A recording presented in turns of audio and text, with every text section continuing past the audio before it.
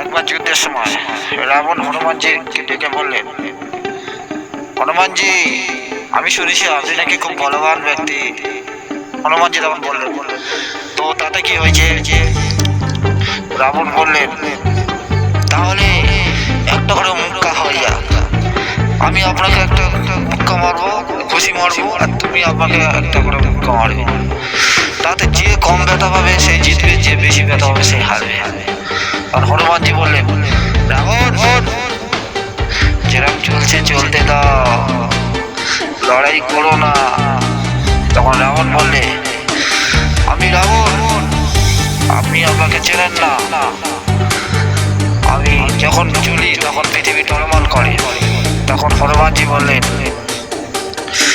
রাবণ, তুমি যখন চলো টলমল করে পৃথিবী, আর আমার প্রভুর ভাই যখন লক্ষ্মণজি যখন বলে তখন পৃথিবী টলমল করে।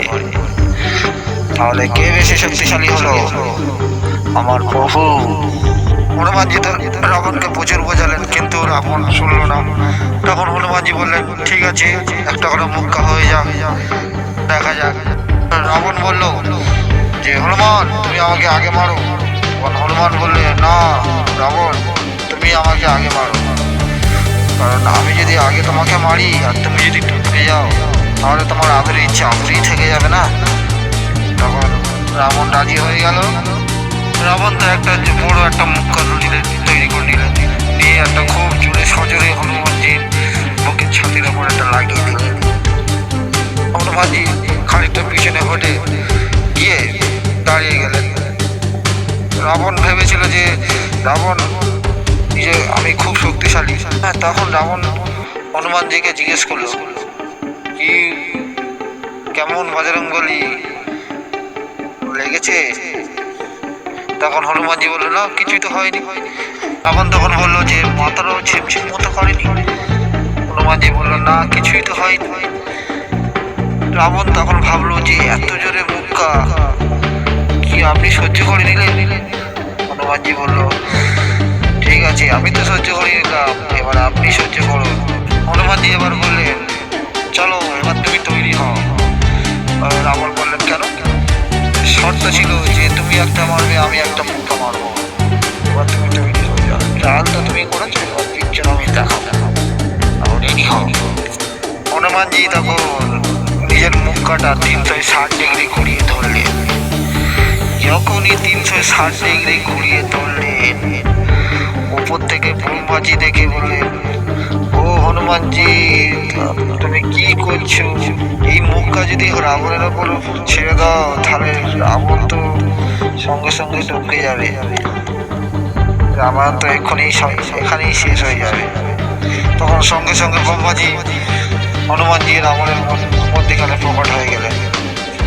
হনুমানজি বললেন, দুজন ব্যক্তি সত্যের মধ্যে তিনজন ব্যক্তি আবার কি করে এলো?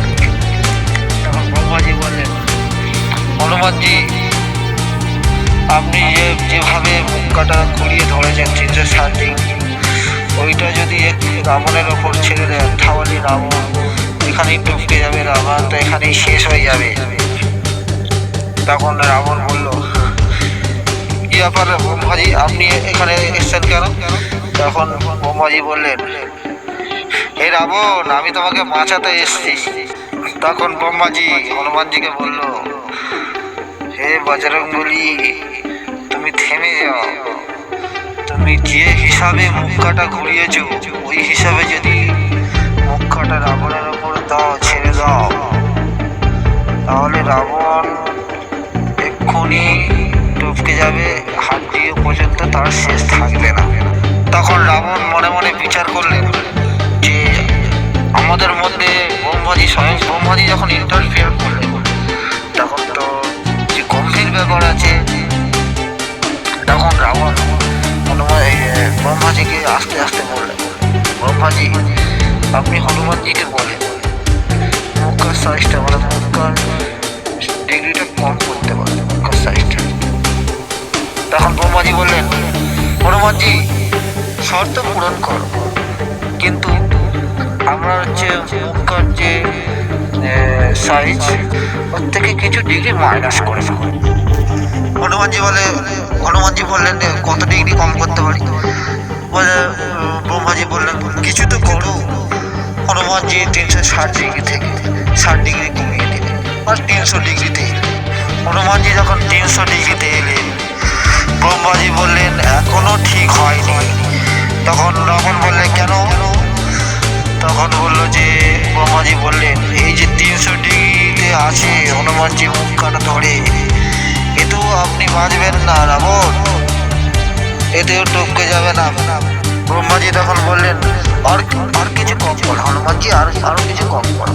হনুমানজি 300 থেকে 200 ডিগ্রিতে এলেন। হনুমানজি বললেন এবার তো ঠিক আছে। রাবণ বলল ঠিকই আছে, কিন্তু ব্রহ্মাজি বললেন না এখনো ঠিক নেই। এই মুখটা যদি আপনার ওপর রাবণের ওপর চালাও, রাবণ চিরজীবনের মতো কমায় চলে যাবে। ব্রহ্মাজি বললেন এ তো রাবণের ব্রেন হ্যামারেজ হয়ে যাবে, প্যারালাইসিস হয়ে যাবে। তাই রাবণ বললেন এ তো হবে। তখন ব্রহ্মাজি বললেন বেশি টেনশন করো না, যদি ইচ্ছা থাকে তাহলে একবার নিয়ে দেখো। তখন রাবণ বললেন না আরো কিছু কম করতে বলো হনুমানজিকে। তখন ব্রহ্মাজি বললেন হনুমানজি আর কিছু কম করে দাও, আর কিছু কম। তখন হনুমানজি 200 থেকে 100 ডিগ্রিতে। হনুমানজি বললেন এবার তো ঠিক আছে, কারণ আর 100 ডিগ্রি বেঁচে আছে। তখন ব্রহ্মাজি বললেন না এখনো ঠিক। রাবণ বললেন কেন? কারণ এতেও তুমি 20-25 দিন উঠতে পারবে না, 20-25 দিন কমায় থাকবে, 20-25 দিন উঠতেই পারবে না। আর যদি তোমার বিষয় না হয় এখন নিয়ে নাও। তখন রাবণ বললো না ব্রহ্মাজি আর কিছু কম। তখন ব্রহ্মাজি বললেন আর 40 ডিগ্রি কম। হনুমানজিও ব্রহ্মাজির কথা মেনে নিয়ে 40 ডিগ্রি কম করেছে, 60 ডিগ্রিতে এলো।